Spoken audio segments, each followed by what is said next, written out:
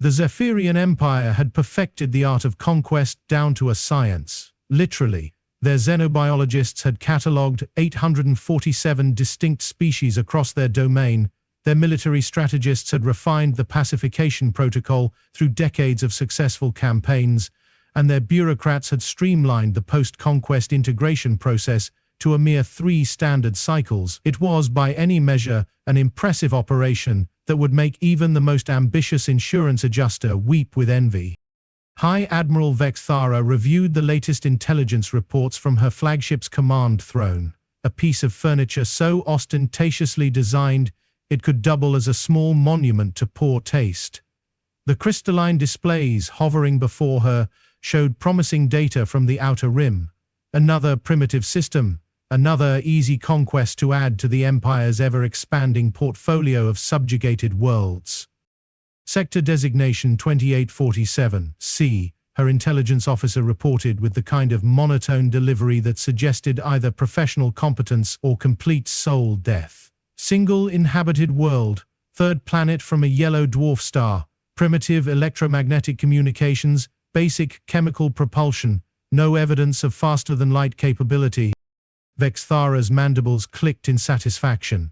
The Zephyrians had evolved on a world where showing one's teeth was considered a sign of contentment, which had led to some unfortunate diplomatic incidents in their early expansion days. Population estimates? Approximately 8 billion individuals, carbon-based bilateral symmetry, demonstrating typical pre-spaceflight territorial fragmentation. Our xenopsychologists predict standard compliance rates following initial demonstration. The High Admiral's secondary eyes focused on the holographic representation of the blue-green world spinning lazily in the display field. It looked unremarkable. A standard Class M world with acceptable atmospheric composition and moderate gravity. The kind of planet that would fetch a decent price on the colonial markets, assuming they could clear out the current inhabitants without too much property damage. Initiate Pacification Protocol 7, she commanded. Deploy the 3rd Expeditionary Fleet. I want this wrapped up before the quarterly efficiency reviews. The Zephyrian Pacification Protocol was a masterwork of psychological warfare, refined through encounters with dozens of species who had all made the same fundamental mistake, assuming that superior technology automatically translated to superior firepower. The protocol began with a single demonstration. A single ship would arrive in the target system, broadcast a message of surrender terms, and then casually vaporize a moon or asteroid to demonstrate the consequences of non-compliance. It had worked on the crystalline Veltari, who surrendered immediately after witnessing their smaller moon reduced to its component atoms. It had worked on the aquatic Mordun, who offered tribute after a display of oceanic manipulation that turned their tides into disco balls. It had even worked on the warrior culture Krexlon, who appreciated the efficiency so much they asked to join the Empire as auxiliary forces. What it had not been tested against, however, was a species that looked at planet-cracking weapons and thought, "Neat, wonder if we can build one of those ourselves." Captain Thorne Martinez stood on the bridge of the diplomatic vessel Olive Branch, watching the alien ship materialize out of faster-than-light travel with the kind of casual interest one might reserve for a mildly entertaining street performance. The Zephyrian vessel was impressive in the way that most things were impressive when they were approximately the size of Manhattan and covered in what appeared to be decorative spikes. "Well, that's new," commented Lieutenant Commander Patel from the sensor station. "Ship configuration doesn't match anything in our databases. Energy signatures are significant." Martinez nodded thoughtfully. First contact situations always carried a certain amount of risk, but humanity had developed protocols for these encounters based on centuries of diplomatic experience. The key was to remain calm, avoid sudden movements, and under no circumstances mention how many ways human military engineers had figured out to kill things. The communication came through on standard frequencies, which was thoughtful of the aliens. The Universal Translation Matrix handled the language conversion with only minor hiccups, producing a message that roughly translated to, "Attention primitive inhabitants. Your world has been selected for integration into the Zephyrian Empire. Surrender unconditionally within 72 standard time units or face the consequences of your defiance." Well, Martinez said after a moment of consideration, that's rather rude. The aliens seemed to interpret the humans' measured response as confusion rather than politeness. A second message arrived, this one accompanied by a detailed holographic presentation showing previous Zephyrian conquests, complete with before and after planetary surveys and casualty statistics presented in colorful pie charts. They're certainly thorough, observed the communications officer, though I have to question their choice in presentation software. Martinez reviewed the surrender terms with the same careful attention he might give to a particularly complex insurance policy. The Zephyrians were offering standard subjugation packages, minimal population reduction, infrastructure preservation, and integration into their economic system as a client species. It was, objectively speaking, a reasonable offer for a species facing overwhelming technological superiority. The problem was that humans had developed a cultural allergy to the word surrender that approached the level of a medical condition. Compose a response, Martinez instructed. Thank them for their generous offer, but politely decline. Suggest perhaps they might consider trade negotiations instead. The Zephyrian response came back within minutes, this time with significantly less diplomatic language and a much more aggressive holographic presentation. The aliens seemed genuinely puzzled by humanity's refusal to acknowledge the obvious futility of resistance. Their follow-up message included detailed scans of their weaponry, tactical assessments of human defensive capabilities, and what appeared to be a cost-benefit analysis of various extinction methodologies. Sir, the tactical officer reported, they're powering up some kind of directed energy weapon, targeting our escort frigates. Martinez sighed. This was always the disappointing part of first contact, the moment when cultural misunderstandings escalated beyond the reach of reasonable discourse. Signal the fleet. Defensive posture, but do not engage unless fired upon. The Zephyrian demonstration weapon struck the frigate Determination with enough energy to glass a small continent. What it did instead was trigger the ship's defensive shields, resulting in a light show that briefly outshone the local sun before fading to reveal the frigate floating exactly where it had been, completely unharmed, and broadcasting a polite message thanking the aliens for the impressive display. High Admiral Vexthara stared at her tactical displays with the expression of someone who had just watched a mouse challenge a cat to single combat and somehow achieve a draw. Report, she demanded. Unknown defensive technology, her tactical officer replied, consulting readings that made increasingly less sense the longer he studied them. The energy was absorbed and redistributed through some kind of field matrix. No apparent damage to their vessel. Fire again, full power this time. The second shot produced similar results, except that the human ship's return message included detailed technical specifications for the weapon that had just hit them, along with suggestions for improved targeting algorithms and what appeared to be a recipe for something called friendship cookies. Admiral, the communications officer reported, with the tone of someone delivering news about a terminal diagnosis. We're receiving a transmission from the planet's surface. The message came from someone identifying themselves as General Patricia Chen, speaking on behalf of something called the United Earth Defense Command. The translation matrix handled her words with suspicious efficiency, as if it had been specifically programmed for this conversation. Greetings, the human said with a smile that somehow managed to be both welcoming and deeply unsettling. We appreciate your demonstration of advanced weapons technology. Our scientific community is quite impressed with your energy-focusing techniques, though we have some questions about your targeting algorithms. Would you be interested in a comparative demonstration? Vexthara's mandibles clicked nervously. In her experience, species that offered comparative demonstrations while staring down the barrels of planet-killing weapons were either supremely confident or completely insane, sometimes both. What kind of demonstration? She found herself asking. The human's smile widened. Well, since you've shown us how you destroy moons, we thought we might show you how we destroy stars. The silence that followed this statement was the kind of profound quiet that usually preceded either enlightenment or total catastrophe. Vexthara found herself wondering if there was a significant difference between the two. You're bluffing, she said. though the certainty in her voice had developed some troubling cracks. No species develops stellar manipulation technology without first achieving interstellar empire status. Oh, we don't have an interstellar empire, General Chen replied cheerfully. We barely get along with ourselves most of the time, but we're very good at destroying things. It's something of a hobby.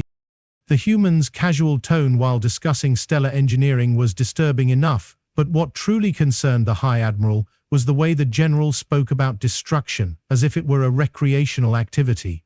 In Vexthara's experience, species that treated warfare as entertainment tended to be uncomfortably effective at it. Demonstrate, she heard herself saying, immediately regretting the words. The humans targeted a red dwarf star approximately 8 light-years from their homeworld, far enough to avoid local damage, close enough to provide good observational data. The weapon they used didn't appear on any of the Zephyrian sensors until the moment of activation, when it briefly registered as a gravitational anomaly, before the star simply ceased. Not exploded, not collapsed. It just stopped being a star and became an expanding cloud of component atoms, as if someone had politely asked it to disassemble itself. Targeted stellar dissociation using weaponized strange matter, General Chen explained helpfully. We developed it after a rather unpleasant incident with some aggressive neighbors about 2 centuries ago. The delivery system took some work. Turns out getting exotic matter to maintain coherence across interstellar distances is quite challenging, but the results speak for themselves. Vexthara's intelligence officer was making sounds that suggested either a complete psychological breakdown or an attempt to communicate in frequencies beyond normal Zephyrian hearing range. How, he finally managed, how do you weaponize strange matter without destroying your own planet? Practice, the human replied. Lots and lots of practice. Also, we've had to relocate our homeworld twice due to experimental accidents, but that's just part of the learning process. The casual mention of relocating planets as if they were pieces of furniture was the point where Vexthara began to suspect that humanity might not fit neatly into any of the established categories in the Zephyrian xenological databases. Species were supposed to follow predictable development patterns: tool use, agriculture, civilization, spaceflight, interstellar expansion. They were not supposed to skip directly from chemical rockets to stellar engineering, while maintaining what appeared to be a cheerfully psychotic attitude toward weapons development. What exactly, she asked carefully, do you mean by aggressive neighbors? General Chen's expression darkened slightly, and for the first time since the conversation began, she looked genuinely serious. Species that made the mistake of trying to exterminate us. We have a saying in our language, never again. It means that certain things are not to be repeated, no matter the cost of prevention. The translation matrix struggled with the phrase, offering several alternative interpretations that ranged from mild disagreement to cosmic-scale vengeance. Vexthara suspected the truth lay somewhere in the more terrifying end of that spectrum. The Velkari hegemony, General Chen continued, decided that humanity represented a potential threat to their expansion plans about 300 years ago. They attempted to solve this problem by sterilizing our homeworld, while our population was still largely planet-bound. Attempted? Vexthara's voice had risen to a pitch that suggested acute distress. They destroyed the planet we were living on at the time, the human confirmed. Along with about 2 billion people. It was unpleasant. So we moved to a backup world and spent the next 50 years developing new approaches to interstellar warfare. The Velkari were very helpful test subjects, though they stopped volunteering for the role after we turned their home system into an art installation. The High Admiral's secondary stomachs began producing excess acid, a physiological response to stress that had saved Zephyrian lives for millions of years by encouraging them to flee from dangerous situations. Art installation? The Velkari sun now orbits their former homeworld in a complex pattern that spells out "never again" in 17 different languages when viewed from specific angles. It takes about 4,000 years to complete one full message cycle. We thought it was important to be thorough. Vexthara found herself reconsidering several fundamental assumptions about the nature of galactic civilization. Species that casually rearrange stellar mechanics for memorial purposes were not species that responded well to traditional intimidation tactics. The Krenth Republic tried a similar approach about 2 centuries later, General Chen continued, apparently unaware of the profound psychological damage she was inflicting on her audience. They were convinced that humanity was spreading too quickly and needed to be contained, so they organized a coalition of 12 species to implement what they called a final solution to the human problem. And the word escaped Vexthara's throat in a croak that would have embarrassed an adolescent Zephyrian going through vocal development. They don't exist anymore, any of them. We turned their homeworlds into a memorial garden. Very peaceful, lots of flowers, quite beautiful if you enjoy that sort of thing. The inscriptions explaining what happened to the previous inhabitants are carved into the continental bedrock in materials that should remain legible for approximately 10 million years. The humans' matter-of-fact tone while describing the complete annihilation of multiple civilizations was profoundly disturbing. More disturbing was the clear implication that humanity had developed multiple, distinct approaches to species-level extinction and was willing to discuss them over what appeared to be casual diplomatic conversation. How many? Vexthara asked, though she was no longer certain she wanted to know the answer. How many what? General Chen's expression returned to its previous pleasant neutrality, as if they were discussing weather patterns rather than genocide statistics.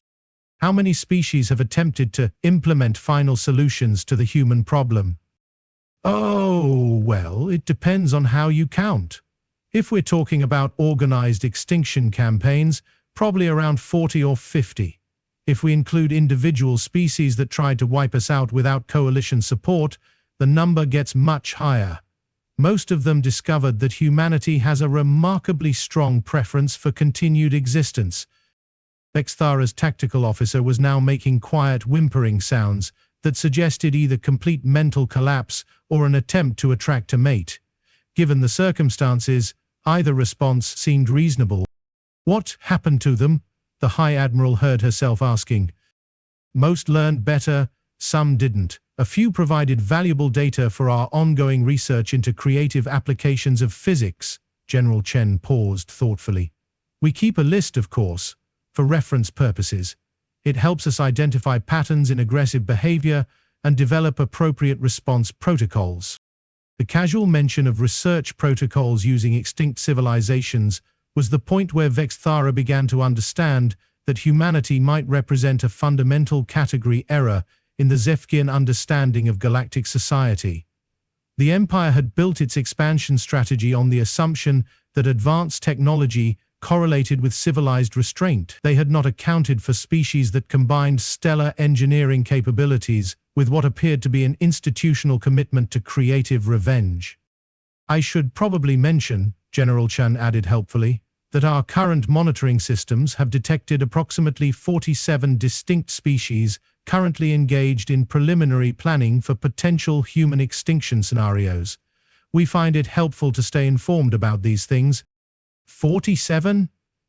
Vexthara's voice had risen to frequencies that were probably causing her crew actual physical discomfort. The number fluctuates. Sometimes species decide that discretion is the better part of valor and remove themselves from the list. Sometimes new species add themselves through aggressive action. It's quite dynamic, really. The implications of this statement began to percolate through Vexthara's consciousness with the kind of slow, terrible inevitability of a collapsing star. If humanity was actively monitoring species that posed potential extinction-level threats, and if they had developed response protocols based on centuries of experience with such threats, then the Zephyrian Empire had just categorized itself as a potential target for the most comprehensively vindictive species in recorded galactic history. Are we, she asked carefully, currently on this list? General Chen consulted what appeared to be a standard-issue tablet computer, the kind of device that suggested humanity had managed to achieve transcendent weapons technology while maintaining refreshingly pedestrian approaches to data management. Well, she said after a moment, you weren't until about 6 hours ago, but threatening to exterminate our species does tend to trigger automatic inclusion in our monitoring protocols. The good news is that species can remove themselves from the list through appropriate diplomatic gestures. What kind of diplomatic gestures? Vexthara was now speaking in the tone typically reserved for hostage negotiations. Oh, the usual, formal apologies, reparations for emotional distress, perhaps a cultural exchange program. We're quite reasonable about these things, provided everyone understands the importance of never attempting species-level extinction again. The phrase, never again, carried implications that extended far beyond simple diplomatic language. It suggested institutional memory, systematic preparation, and the kind of comprehensive planning that turned individual threats into civilization-ending responses. Of course, General Chen continued, the specific requirements vary depending on the severity of the threat. Species that actually launch extinction attacks tend to face more comprehensive responses than those that simply threaten to launch them. Vexthara found herself calculating the potential diplomatic costs of various apology scenarios, while simultaneously wondering how her carefully planned career in imperial expansion had transformed into a hostage negotiation with a species that casually mentioned stellar engineering as if it were a hobby project. What, she asked, choosing her words with the care typically reserved for diffusing explosive devices, would constitute an appropriate apology for hypothetical threats to your continued existence? Well, the threats weren't exactly hypothetical, General Chen pointed out with annoying accuracy. You did actually fire weapons at our ships and demand our unconditional surrender, but we appreciate the spirit of the question. The human consulted her tablet again, apparently accessing some kind of diplomatic protocol database that probably contained systematic approaches to extracting apologies from potential extinction threats. Standard protocols for class-kick extinction threats, that's attempted coercion through superior firepower demonstrations, usually require formal acknowledgement of inappropriate behavior, withdrawal of all military assets from human-controlled space, and participation in our cultural education program. Cultural education program? Oh yes, it's quite comprehensive. We found that species respond much better to diplomatic solutions when they understand humanity's historical perspective on extinction-level threats. The program covers our experiences with the Velkari, the Krent Coalition, the Zarthek Dominion, and several dozen other civilizations that discovered the importance of never attempting to exterminate resilient species. Vexthara was beginning to suspect that humanity's approach to diplomacy involved systematically traumatizing potential threats until they developed acute phobias about aggressive behavior. It was, she had to admit, probably quite effective. How long, she asked weakly, does this cultural education program typically last? Depends on the species. The Mordoon completed it in about 6 months. They're naturally empathetic, so they grasped the concepts quickly. The Krexlon took nearly 2 years, but they kept asking for additional technical details about our weapons systems. Professional curiosity, they claimed. The casual mention of weapons technical details in the context of cultural education suggested that humanity's diplomatic programs might double as psychological warfare operations. Vexthara was developing a profound appreciation for species that approached conflict resolution through systematic intimidation. And if we, hypothetically, decline to participate in these programs? General Chen's smile returned, though it now carried implications that made Vexthara's primitive hindbrain suggest immediate retreat to the safest possible distance from the conversation. Well, species that refuse diplomatic solutions tend to provide valuable data for our ongoing research programs. We've learned quite a lot about stellar engineering from studying the remains of civilizations that preferred conflict to cooperation. The matter-of-fact tone while describing research programs using extinct civilizations was the point where Vexthara concluded that the Zephyrian Empire had made a fundamental strategic error. They had assumed that primitive species could be intimidated through demonstrations of superior technology. They had not accounted for species that had spent centuries developing systematic approaches to exterminating anyone who threatened their existence. I believe, she said carefully, that the Empire would be very interested in participating in your cultural education programs. Excellent! General Chen's enthusiasm suggested either genuine pleasure or satisfaction at achieving another successful diplomatic resolution through implied threats of cosmic-scale violence. We'll have our cultural attachés prepare the curriculum. Fair warning, the section on creative applications of exotic matter can be quite intensive. Vexthara nodded with the kind of resigned acceptance typically associated with terminal diagnoses. The Zephyrian Empire's latest expansion campaign had just transformed into an extended educational experience administered by a species that treated interstellar warfare as a form of performance art. Home final question, she said, though she was no longer certain she wanted additional information about humanity's approach to galactic relations. How many species are currently enrolled in your cultural education programs? General Chen consulted her tablet with the efficiency of someone accessing frequently referenced data. Active enrollment is currently at about 230 species. We also maintain correspondence programs for civilizations that prefer remote learning options. 230? The number escaped Vexthara's throat in a sound that suggested either profound horror or an attempt to communicate with deities. The programs are quite popular, General Chen confirmed. Word tends to spread when species discover the alternative research opportunities we offer for uncooperative civilizations. The Zephyrian High Admiral found herself contemplating the profound irony of a situation where the Empire's latest conquest target had somehow maneuvered them into voluntary enrollment in an educational program administered by their intended victims. It was, she had to admit, an impressively efficient approach to diplomatic problem-solving. We look forward, she said, with the kind of forced enthusiasm typically reserved for mandatory workplace training seminars, to learning more about human cultural perspectives. Wonderful. We'll transmit the preliminary course materials within the next few standard time units. The introduction covers our basic philosophical approaches to species survival, with particular emphasis on the importance of never attempting extinction-level solutions to diplomatic problems. And with that, General Chen's transmission ended, leaving the Zephyrian Third Expeditionary Fleet floating in space, with the kind of profound silence that typically followed either transcendent revelation or complete psychological breakdown.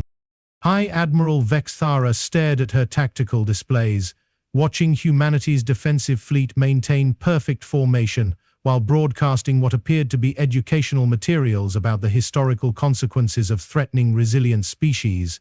The irony was so profound it approached the level of cosmic justice. The Empire's most ambitious expansion campaign had just been transformed into an involuntary educational experience administered by their intended victims. Update the galactic navigation databases, she instructed her still whimpering tactical officer. Mark this system as Cultural Education Zone. Approach with extreme diplomatic caution. The officer managed a sound that might have been acknowledgement, or might have been the vocal equivalent of complete surrender. As the Zephyrian fleet prepared to begin humanity's cultural education program, Vexthara reflected on the profound lesson they had just learned about the dangers of making assumptions regarding primitive species. The galaxy, it seemed, had a sense of humor, one that involved teaching arrogant empires that sometimes the most dangerous civilizations were the ones that had already learnt the hard way why certain things should never happen again. The universe, she decided, had a remarkably twisted sense of irony, and humanity, apparently, had spent centuries perfecting the art of making sure everyone else appreciated it.